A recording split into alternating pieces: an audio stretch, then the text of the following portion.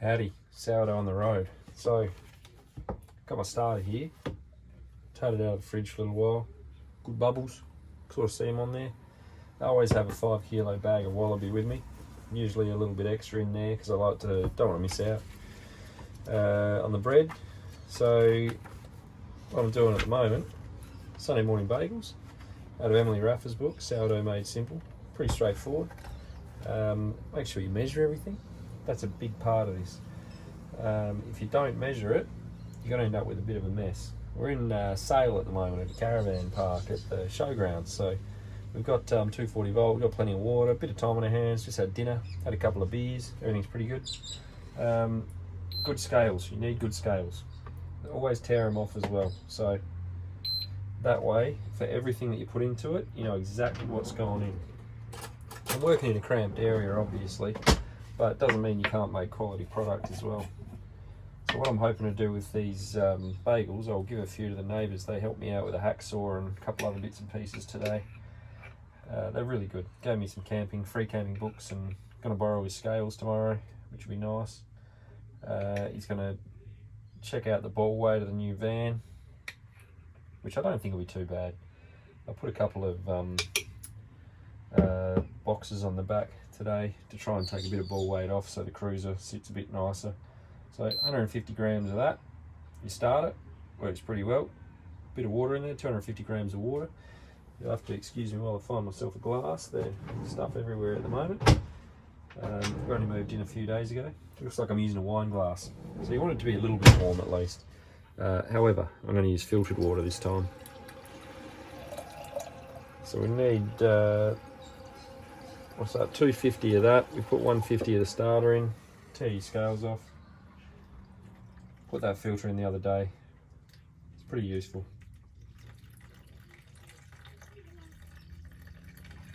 There we go. Yeah, I shouldn't say close enough's good enough, but I feel like it is. Yeah, it's pretty close. Righto, so we're going to whisk that. We got Mr. Whiskey in here somewhere too. Oh, there he is. Can't do anywhere without it. Gotta have it. Oops. Give that a little bit of walk around. You're going to make sure that you're, it's reasonably well mixed before you put the rest of the stuff in. So looks a bit like that. Looks like, you know, dirty water. Muddy water, but with a little bit of white colour in there. So what do we got next? We need some flour, some salt, and a bit of sugar. So we got some salt up here. You want sugar to get the starter going, so if we tear that off, it's 9 grams of salt. It's not it doesn't really matter if you put a little bit extra in there. I think it's just off with the dogs, you can hear it in the background. You can get this stuff obviously already granulated, but we're limited for space, so I don't want to carry a whole bunch of salt around, and we use this anyway for other bits and pieces when we're cooking. There we go. Put that in there. Now you can use, it says to use sugar, but you need honey anyway, so I might as well pop some of that in. Tear that off. What do we need? 24 grams, so we'll chuck a bit of honey in it, should give it a nice flavour. Rid of that one, whoop. It's a boy. There we go. See that up there. And we're right. If we just need to measure out our flour now. I keep my cup in the flour. Saves a bit of trouble. You're always looking around for things otherwise. So 1/2 kilo of that, that's 200. It's going to be similar.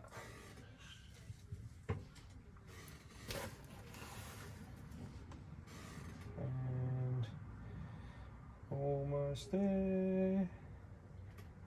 There we go. Oh, just shy actually. Might as well get close. I want to be close on that. There we go. Alright, so I need to mix this through to a shaggy dough, so I'll turn those off and put them away.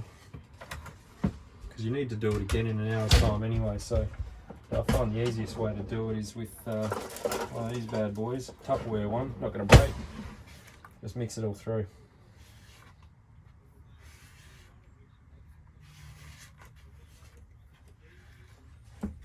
So you can see what's going on here. It's just, if you put your hands in that, you'll have a bloody mess on your hands. And then you're always forever washing them.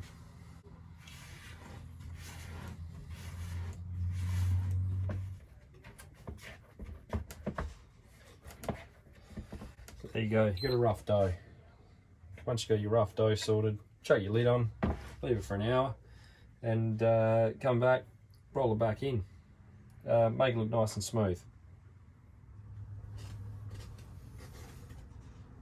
Righto, Sunday morning bagels, part 2. So you've let it sit. Had to think about what it's done. Hopefully risen. Let's find out. Beautiful. Have a look at that. Nice little wobble about it. So that's what it should look like in the morning. You see a few bubbles and stuff in there, which is a bit sticky, but not too tacky. Good thing about sourdough is it doesn't really gum up and get into you like white bread with commercial yeast. Scrape it all off the side of your bowl here. It comes off quite easy too. It's just beautiful stuff. Now this one's quite a stiff dough because it's bagels, and that's why it's a bit easier, I find, to make as well, because you're not you don't have to deal with high hydration stuff. It doesn't get all over your hands. You don't have to keep washing them all the time. Now you'd roll that out onto a floured surface. Normally we should do those things in order, but make mistakes every now and then. Luckily it's not too sticky. So you see there, it doesn't really get too much on your hands. Now these, like I said, these are meant to be Sunday morning bagels. I don't even know what today is. Tuesday. On the road every day is a Sunday, really. One of the good things about it. So you don't want too much flour on there because you don't want to mess up your levels too much, but if it sticks to your hand, just chuck a little bit on there, just to make it easier to work with. Now, this makes 8. It's pretty hard to turn that into 8. So what you want to do, just shape it a bit. Grab your edges, fold them under, make it into a little bit of a ball. So something like that. I like to give the bottom a little twist as well, it just tightens it up. Megan's really looking forward to these, and hopefully the neighbours are too. I can hear they got the telly on at the moment. Getting a bit of morning news, bit of sunrise, maybe win the cash cow. Okay, so once you got that sorted, get your knife. Now you want your best crack at 8 pieces. We will measure these out too on the scales because you don't want any like monster bagels. So they should be roughly 120 grams each, but a few grams here and there is not a massive problem. I used to roll it out and cut them into little sort of circles and then have to try and fold them into a bagel afterwards. Doesn't work as well as doing it this way, and this is the way it's done in the book as well. Scales.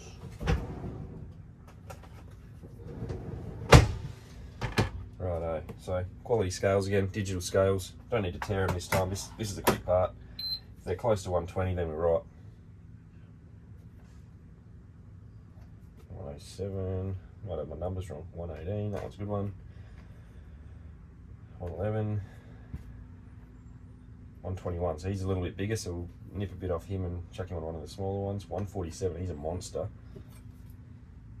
So we'll take the corner off. Actually, being in a caravan, the other thing you can go wrong is your scale weights. If they get a bit off level, it can cause trouble too. So that just went off by 8 grams, so you just have to re-tear it. That's a good one. That's a little bit on the small side. That's a big one, so we take a bit off the big, put him on the small. Nothing fancy about that either. Just jam it on there, roll it in. Righto. So, a bit of flour down. So we got these real sticky edges. The top's nice and smooth. That's not going to be a real issue, but touching that, if you go over a few of these, you'll get really grubby hands. So put a bit on the side. Then you do the same as what I did before with the big bowl. Just chuck him around like that. Make it into a smaller, round-ish. Doesn't have to be perfect. The good thing about these being handmade, you're not going to get this fancy bakery or mass-produced stuff. Every single bagel will have tiny little imperfections. Some of them you have to wrangle a little bit. Well, that one was playing hardball. There we go. So you get a little ball like that. Sit him down. Let him have a think. Then you keep rolling through all of them. So you've had all 8 done. Now you do have to, I think personally, you rest them a little bit once they turn into a ball, just for a little while. Because once the dough rests and relaxes, it's easier to make into a bagel shape.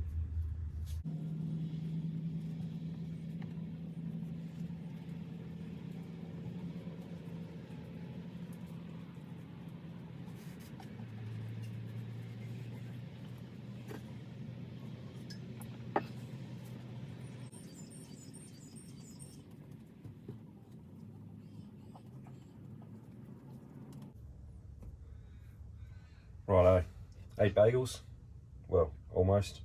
I'm going to let them sit 5 minutes, chuck a towel over them, and then we'll come back to them and we'll go on to the next stage. Okay, back at it. They've had about 15 minutes to have a rest, which makes them more manageable to change into bagels. And I've had a bit more coffee, so I'm talking a bit faster, which is feeling pretty good. Bit of the old instanto. So you grab your bagels, or you're more like a donut, I suppose. You know, stuff like this doesn't really matter because that'll all come out. You can pinch him closed if you don't like your imperfections, but they really don't bother me. So you pinch it in the middle, like that. You just break it open. Then you have to do it till it's a little bit uncomfortably big. So about like that. Because what that'll do is that'll sit, it'll suck back in, and it'll close up. And then you can, if you really want to, if you don't want them to close up too much when you're cooking them, you can give them another tickle. So, you know, really get in there. Do it for all 8. I don't think we've got any sesame. Do we have sesame seeds, eggs? Mm-hmm. We do. Okay, so I've been doing them naked lately because I haven't known where the sesame seeds are. Megan arranges our camper and everything moves around. Well, it probably doesn't, but I don't really remember where things are. It doesn't. So I keep getting told. They're in here. Oh. No, they're not. Sorry, they're in there. Okay, beautiful. You won't be able to get them. So she knows exactly where everything is after her first go, similar to me. Alright, so once again, pretty big. So you see this first one, see how it's closed up quite a bit? And as soon as you put it in the water, it'll suck in a little bit more. So you end up with these, they're kind of like a cat's bum. It'll suck right in like that. So if you want it to have a hole, make sure you give it a real good stretch. And there's Sunny dog going on about something outside. He's got something to say. So just like that. Once that's done, you want to rest them just for a little bit longer again. And while it's resting, get your hot water going. So you need honey and hot water. Depending on how big your pot is, you can put 2 of these in, that's okay. My pot's pretty small, so I'll only be putting 1 in, and just a squirt of honey. I don't bother measuring that out. You can tell when it's got enough, changes the colour slightly, and gets a bit of a sweet smell about it. And you can also start preheating the oven too. Cheers. Okay, bit of magic's going on here. We've got a boiled pot, or close to it, close enough. So we need to add some honey into that now. You don't need to measure that out, just give it a squirt. Like I said, you'll know. Bit of that one. You can microwave your honey, it makes it a little bit easier to squirt out of the container, but I don't really mind. So we literally flipped your 180 to point over here. That's how small this space is that we're cooking in, and directly below me is the oven. That's preheating right now. That's the oven that we put in when we got the van for this exact purpose. So it can cook up some sourdough, and Megan makes a pretty mean quiche as well. Alright, so that's looking pretty good, you know. Everyone knows what boiled water looks like, bubbles and stuff coming out. You want one of these, pretty handy. Pull your bagels back out, don't burn your hand then. So these are nice and pliable. They've had a bit of a rest. You just drop them straight in. I can fit a couple in this one by the looks, with the size of these.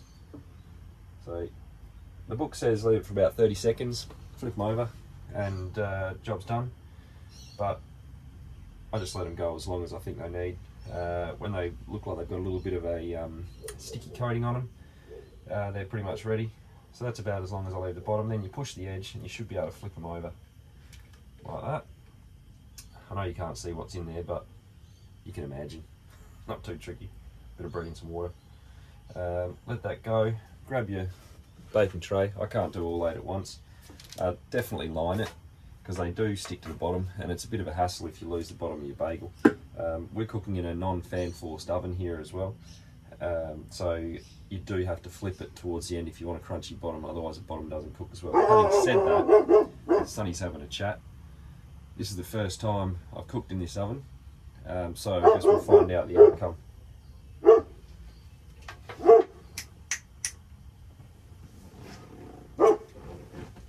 He's really having a go, isn't he? Oh, it's another dog.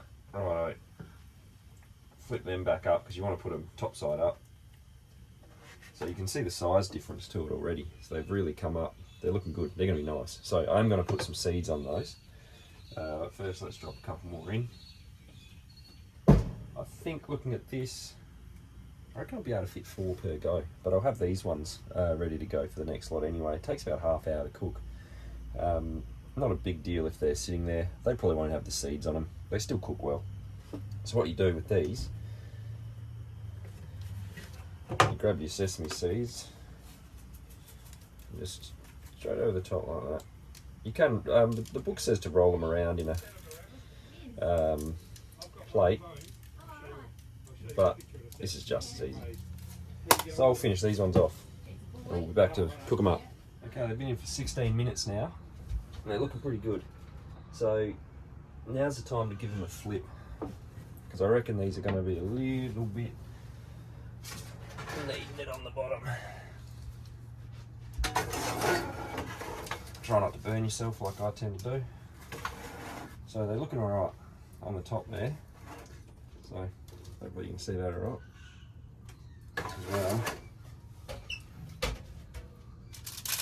So you can see they even stick a bit to baking paper.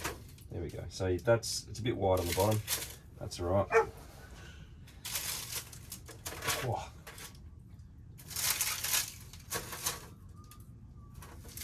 The oven's actually cooked quite evenly. Whew. Yeah, she got some zing. Righto, so you put that back in, probably another, it needs about 5 minutes I reckon, and then they should be done. And then I'll chuck the other ones through. I haven't boiled them because although I said before you can boil them and sit them there, you're better off just letting them rest a bit longer, then boil them, then do the same as this. It's much better.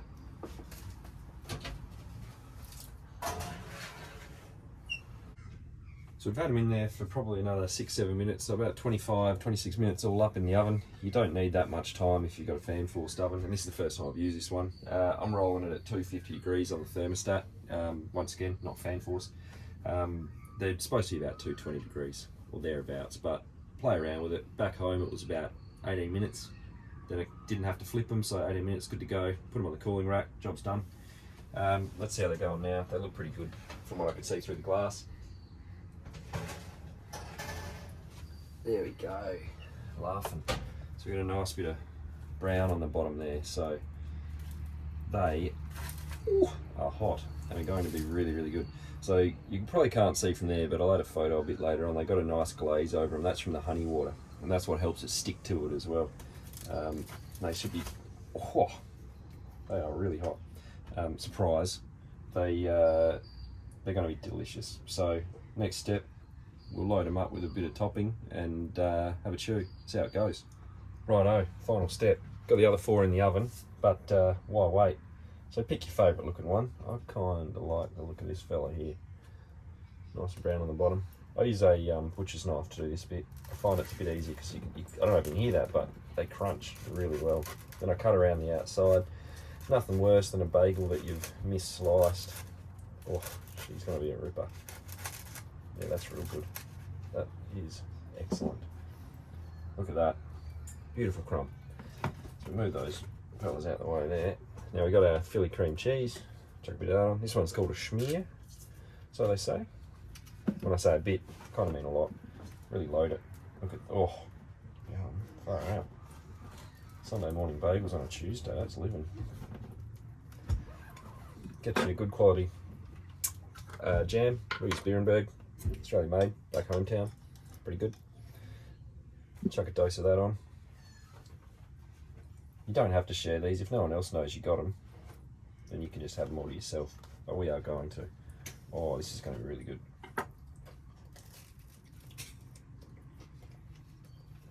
Beautiful chew. Doesn't get much better than that. Oh boy. Have a crack at making them. If you need any tips, because I probably missed a few things in this, I'll skip over some stuff. It's all about feel. You do them a few times. Oh, it's really good. And you get the hang of it. Enjoy. Bake some sourdough. Cheers.